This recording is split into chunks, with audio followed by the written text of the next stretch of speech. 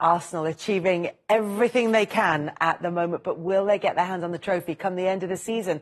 With me and Wright here in the studio, Karen Carney and Natalie Gedra, and it's what is now becoming a bit of a tradition. It's the Ian Wright celebration to the third goal. you don't have to show it. It was all over by now. We will anyway. Oh, what a goal.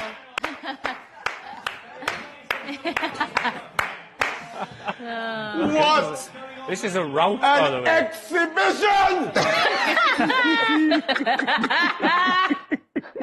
You enjoying your football at the moment? Honestly, it's brilliant. It's brilliant because the guys they're doing it. They're getting it done. They're doing it in the way that Mikel wants us to play. And, it's nice to see people playing well in the formation, because that's what you've got to do, because otherwise people close you down. If you're not playing well, you give the ball away in certain areas. I didn't think Fulham were very good, simply because they weren't closing us down. They didn't know what they were doing, so they played into our hands. And you can't do that with Arsenal at the moment. No, they crumbled a bit, didn't they, in the later stages of the game? Maybe not even the later stages, the later stages of the first half, maybe. Yeah. But when you look at Arsenal, the way this season has panned out for them, and the hurdles in terms of too small a squad to cope with an injury, then they get a major injury, they get past that. This is going to be really difficult for them. They've got a period where for a few weeks Manchester City play first. Will they cope with the pressure if City can get closer to them? Will they cope with Manchester City beating them at the Emirates? And each time, it seems so far, they've been able to get over that hurdle. Yeah, and you know what? The manager, there's no excuses. He just keeps going. There's a belief within him, and he's cold. He just wants keep pushing. And I think was it that in the training ground there's an empty piece waiting for the Premier League. Someone was saying, and Mikel Arteta, when you obviously walking past that every day, and he's going there driving the club, driving the culture, you can see why there's no excuses and why those little bumps that we keep going, that's a bump. They just keep getting over it, no problem. And against Fulham have been doing well, overachieving perhaps some people might say, but nevertheless, they're up there and been doing well. It was seamless against them. They absolutely turned them over. The style, the intensity, some of the football they were playing. If you're going to go and watch a team perform, it would be Arsenal at the moment, and with brilliant young players and a great manager as well. Yeah, that's the thing, Natalie. They're doing it in style. They're exciting to watch. No, definitely. And the problems, the hurdles that came up in the way, they really turned into a lemonade. It's impressive because not only they found solutions, they found different ways to attack.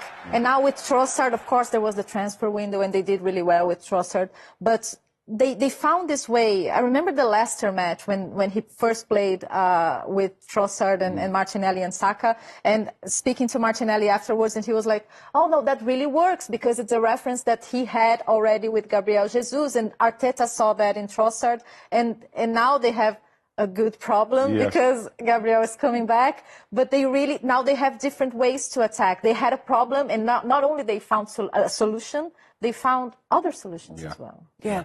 Do you want to talk about Trossard, or do you want to talk about the return of Jesus? Which are you more excited about? I think you have to mention Trossard because of the fact that he came in when he came in, and remember he wasn't even the first choice, which has really fallen into our lap.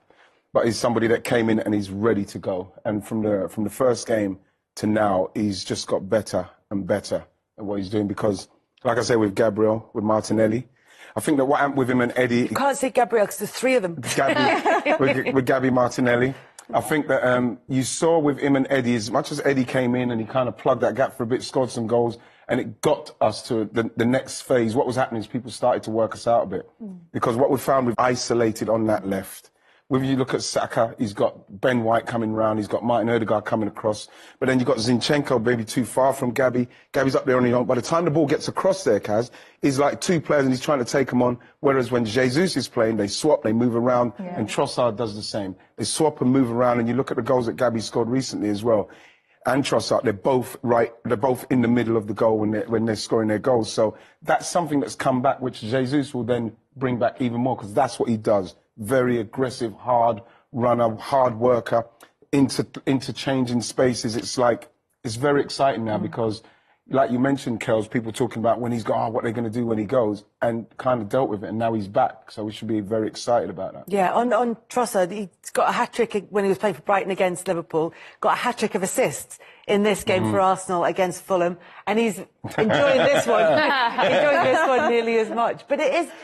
I think what Natalie was saying about the fact that players can come in and slot into a particular position is maybe what's keeping the wheels running smoothly in this Arsenal team. No, definitely. And it's been interesting to see the solutions because you see a team that's hungry for titles, that's clearly very angry.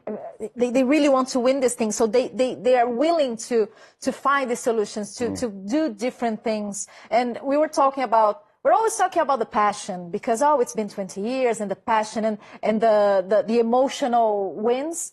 Arsenal won yesterday against Fulham. They won like Man City was winning a couple of seasons ago. You know, they were just ruthless. Yeah. It was a parade. It was just, and it was Fulham. When I watched when I saw the fixture list, I was like, Fulham away. I don't know. It's tricky. It's a tricky one. And they made it look easy. And that's winning like a champion as well, because you always think about the big wins, the last minute goal and just fighting until the end. But that's winning like a champion too, because Man City did it for a couple of seasons playing like that. And now Arsenal also shows this type of maturity. You know what you have to look at, there's a pattern emerging with Arsenal, is how they start and when they score the first goal. When they score the first goal, they do go on to really control and finish the game off. And I think that's what happened.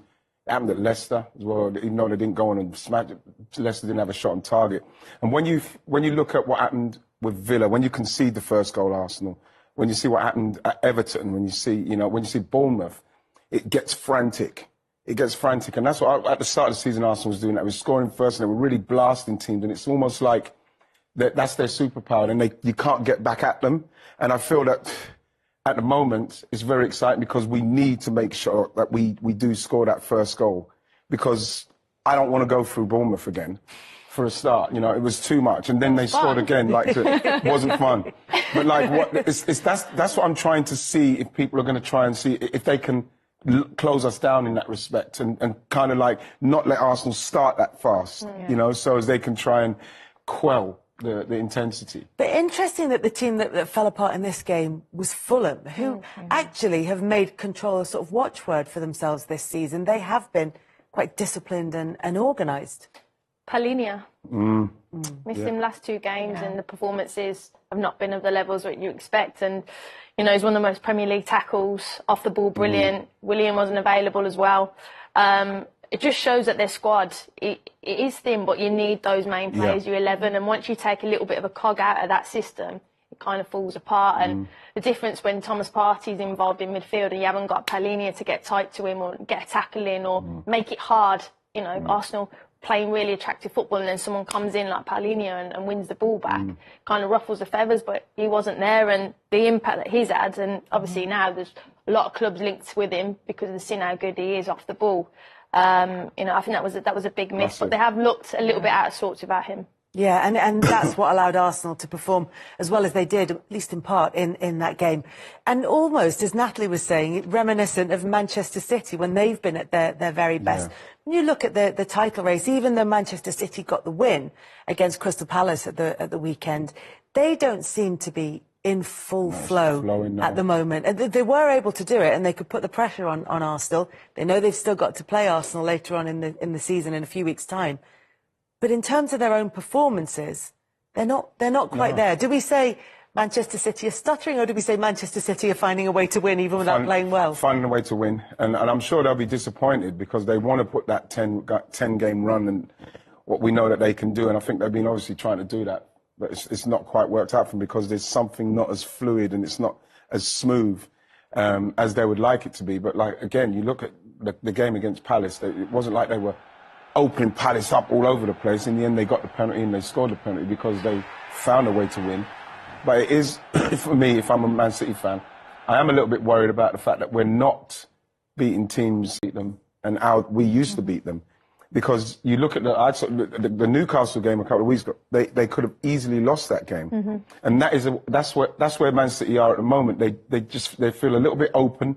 It's not as fluid, and they can be got at. But it depends on who's brave enough to try and go through them. And this is why I'm so disappointed for Palace. But we'll talk about that later. We'll talk about it now if you want. Well, we'll talk more in detail about Palace. But in terms of, we'll part that and do that one later. But we'll talk about the Manchester City performance and the way that they've looked unconvincing And we always have to caveat anything we say about Manchester City by saying, compared to Manchester City's own high levels. But they haven't looked as though it's clicking quite as well as it has done.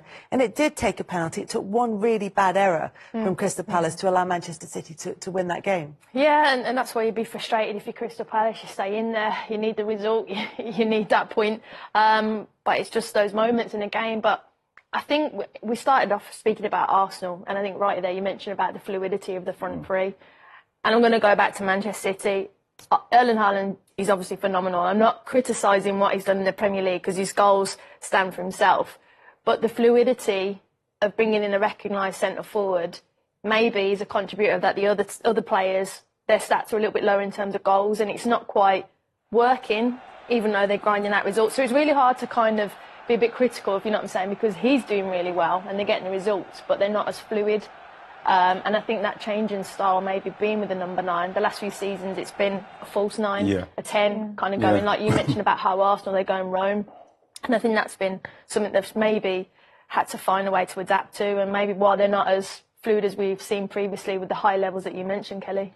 It's interesting because you think about Gabriel Jesus perhaps being used at times in that position at Manchester City, and then it doesn't quite work out for him there. He doesn't get the appearances that he would want to. He ends up at Arsenal, where his return is seen as the boost they need in the run into the end of the season. Yeah, no, and at Man City, it started to work better for Gabriel Jesus when he started playing open, right wing, and in Man City just didn't feel right there as a striker, center forward. And when you see Haaland, when you're at the ground, he's always pointing to the spaces he can attack. You see the frustration, and you see the frustration of the players around him. And we were talking about solutions and alternatives. And City, they were always really good at reading the game and finding the spaces inside their way of playing. And now you don't see, it's like, it almost is like they were more independent. And now you see Pep all the time going like this. Well, open the game. And you don't see them just having this proactive side that made them such a difficult team to figure out, because in a way, they were very predictable. They play like Man City, but nobody could stop that. And now they can't find that gear anymore. You know what? You look at Erling Haaland and the way he scored his goals when you saw him scoring them for Dortmund, and he doesn't score many of those for City, because Dortmund, they got the ball, they want if the line was, and they got the ball into him instantly. City, you're still looking at a lot of his goals and they're in the box. So there's still a lot of that guy that's not being unlocked. Now, you're hoping maybe for Man City's sake that it's because they're trying to find a way to get it to work and that. So next season and seasons after, maybe it will come to fruition. But at the moment, they've not found a way to unlock what he really does. And that is, like you say, Natalie, running onto things, going through and finishing them. We're seeing him in the box, on the back post, heading it in, tapping it in. And he still needs to be unlocked for me. Yeah, and there's still more to come from a player who's got 28 goals in the Premier League so far this season. But there's always room for improvement, and he says himself he's always learning. No, but I wouldn't say that him from a learning point of view. I think from the team's point of view to play to his strengths, which is running onto it once he's broken the line of the last defenders and going in and finishing with his left foot like we've seen him do. And the final thing is his air game. I can't get around the fact that a guy that's so big is not like the strongest header in the world. It just makes me so frustrated. But then I remember, 33 goals in 34 matches. Yeah, we can't complain. He knows what he's doing. You know? He knows what he's doing. So look, he's way ahead in terms of the top scorer, but we're getting now to the nervy end of the season. And, there's two ways of looking at this. Manchester City obviously have the experience. They know what's needed. In seasons before, in 2018-19, they went on a 14-match winning run at the end of the season. They've got, 11 matches to play now. But Pep Guardiola has said, well, the fact that we're back-to-back title winners sort of means that Arsenal have got a bit more in the tank and they can go and get these 93rd, 96th, 98-minute winners. And that's probably where they've got a bit of an advantage. Is that do you think he believes it, or do you think he's saying it to put doubt in Arsenal minds? Probably saying it to put doubt, because the fact that you've done it twice back to back, then you should know exactly how to deal with this terrain, this road. You've been down it so many times. And of course, Arsenal haven't been down it for many, many years. But what we're seeing is that they're dealing with each bump in the road, like we've mentioned, as it comes. And this is what, when I hear anything from inside Arsenal, they're literally not looking past the next game. You know, Pep will say those things, and he's got to say those things because at this stage of the season, and you look at those games, they're all going to be tough games. There's nothing there you could say is not going to be tough. And even before, if this was before and we saw the Fulham up there, we'd say, well, Fulham's not going to be easy. Palace is not going to be easy. None of them are easy at this stage of the season for both of those teams. So, of course, Pep's going to say stuff to put something in your mind so you're thinking about something other than the job at hand, which is something that you'd expect him to do. I don't mind it, but I like the way that they're dealing with every scenario at the minute. And having had quite a few times over the last few weeks, Arsenal have been the team that played second. They're looking to kind of respond even more pressure to what on City have done. But now Arsenal have got a chance to pull further ahead if they can get the results against Palace, against Leeds, when Manchester City are in FA Cup action, and then I think Arsenal play first the next weekend. It's in their hands. Is that a big positive for Arsenal? Does it make much of a difference? Well, it will. It's a big positive if you get the result. Yeah, well, yeah. Obviously, it's only and I say that, and I don't say it demeaningly. I don't say it in a demeaning way. I'm just saying simply because it's an opportunity to put more pressure across a team that have done it back-to-back twice. So they know what it's like to deal with that pressure. So then give it to them. Because like I heard Pep say in his interview, it doesn't matter about the past, he said, and what you've done in the past. It's what's happening now. So give them the pressure now and see if this team, with the way they're playing, can deal with it. And so it's up to Arsenal to try and win those games to put the pressure on them. I think as well, though, you're right to flip it back to everyone else. But if they win those games that they have, I still think internally, do you remember I was on here and saying, OK, do they actually believe themselves? Can they do it? I think if you get those games and you see the gap, I think even more so this team is going, something's happening here, something's happening at the Emirates, something's happening on the men's side, the women's, something's really positive shift is happening at that football club. And I think for them then it's we can do this. The belief, and I think that will even shift more in their favour. And there's a genuine buzz there. Like, you know it better than anyone, but there is such a feel-good factor around that football club, and if they keep doing that, it's theirs, man. They've got to take it. But even from a City point of view, if they're sort of looking at the table, and OK, Arsenal may have played a couple of games more, but suddenly the gap just looks big and it looks difficult, and it just maybe can play into that, particularly when Guardiola has also said, I think my time at Manchester City or any success that I have at Manchester City will be judged purely on whether I win the Champions League. They've got Leipzig in midweek. It's 1-1 from the first leg. And then it's about where their heads are, where their focus is as well. It's whether you see that gap and you think, I'm tired. There's a lot going on. It's a big, it's whether they can flip that mindset. Because you want Arsenal to think, Kaz. You want Arsenal to win those games and let their minds flip onto, OK, let's concentrate on the Champions League, because the way City are playing, and you saw it again, like I said, I mentioned Newcastle, I saw it against Palace. They can be got at. So if you're getting yourself 8 points clear of games, and then they've got to worry about the Champions League as well, then you're kind of making them, to a certain extent, say, we're going to have to choose one of these, you know what I mean? So hopefully they'll choose the Champions League. But I'm just thinking back to the days of Alex Ferguson and Arsene Wenger. And I'm imagining if this was Arsenal out in front there and Fergie was chasing, you just know that, whichever way round it was, the other one would come out and say, they've got a lot of games. They're probably going to be quite tired. And just start to put that in the Ferguson said it. He said, "Well, we'll see what happens because they've got to win all of their games." And Pep knows really well how dangerous it is when a team is in I don't know how many wins in a row. He always said that it's easier to win when you're winning. So it's all part of the game. I love it. And the way they're winning, and the relationship they have. So if anybody knows how to get into the other one's mind, and even though we don't see it in the same way that we used to, that's still going on a subtle level, isn't it? Absolutely, will be going on, and we are here for it. Yeah, we're absolutely here for it. And it's something that even when we played, and their kind of hug after the game was kind of weird. It was. You see it now. It was kind of weird. I said, but they're mates. They're really Hi. You're actually stopping me from doing my stuff. Where's the balance here? Where's the balance? Feel this is the place for you. We're in South London at Selhurst Park. A warm welcome from me, Derek Ray. I'm joined for commentary by the former Arsenal and England defender, Lee Dixon.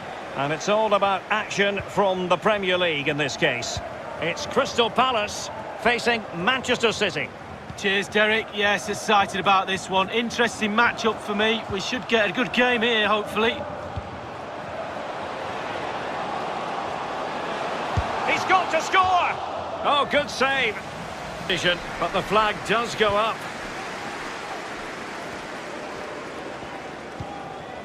Jairo Riedewald.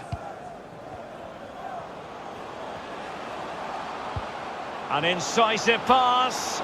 He just needs to remain icy cool. And a goal! Not bad for starters. They take an early lead.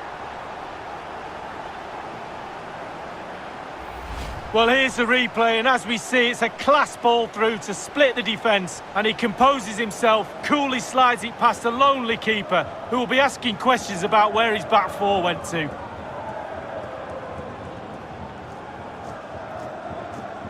For your goalkeeper. Racing forward, trying to catch them out. He's in here.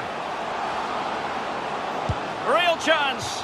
Well, he saw the whites of the keeper's eyes and the Well,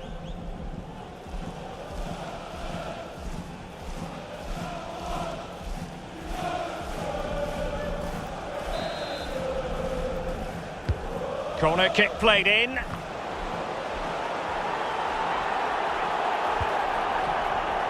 Townsend. It was an ambitious shot, and it didn't really trouble the keeper. no, you'd be really surprised if he let that one in. De Bruyne.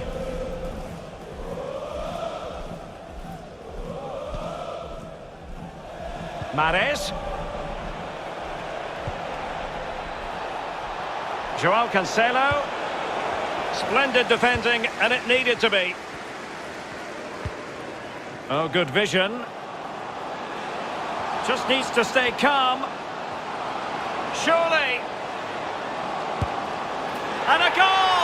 They've added to their lead. Much needed security.